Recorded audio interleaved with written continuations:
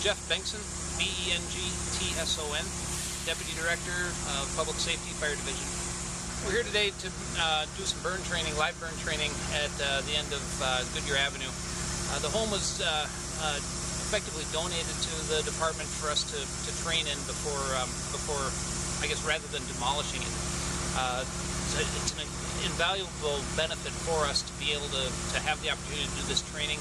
As you might imagine, there aren't that many fires throughout the year, and we've got new members, we've got even experienced members that haven't seen a fire in quite some time. And so for us to be able to practice this under controlled, safe conditions, there really isn't any substitute for it.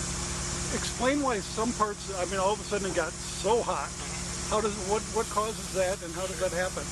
Well, that heat that comes off of the structure, it's a radiant heat, and it really does travel for quite a distance. And so that occurs during the burn down phase is when it's its hottest. The stage where that roof burns off, that really brings a lot of air, oxygen into the fire and flashes it up and produces the most amount of heat. Now explain the uniform that you have.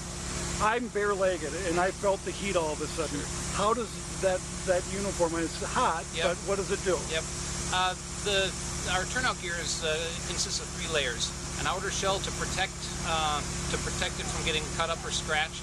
A vapor barrier to keep any steam, keep the firefighters from getting steam burns, and then a thermal barrier in between there that helps insulate us. So it's maybe, I guess, just like a coffee cup.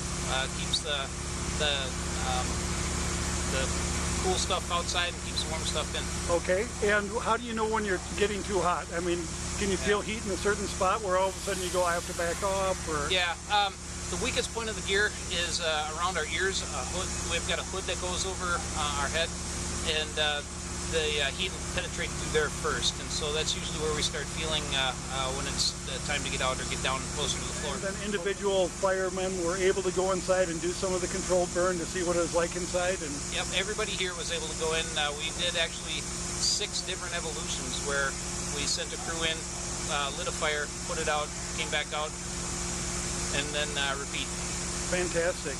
And I noticed you have an oxygen truck. Is that oxygen that they're filling the air tanks? It's air. It's just air? Just plain air. Okay. So atmospheric air is about 20% oxygen. Okay. So that's what goes into those bottles. It fills the packs on our backs. Okay. And the air packs will give us between about 20 minutes worth of working time before we start running out of air and have to get out.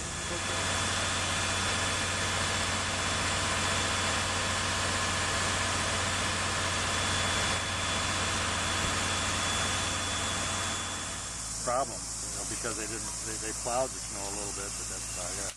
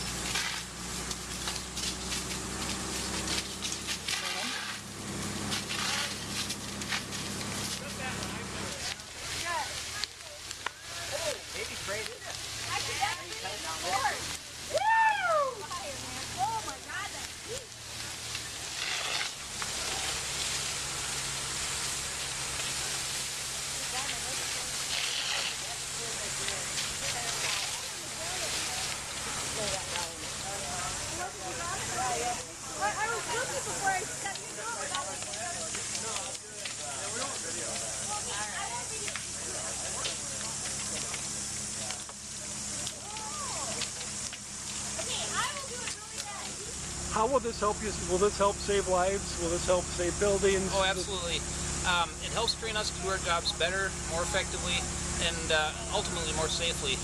If for anything, it helps the firefighters' safety, so that we've had more experience to attack the fire and do good at it.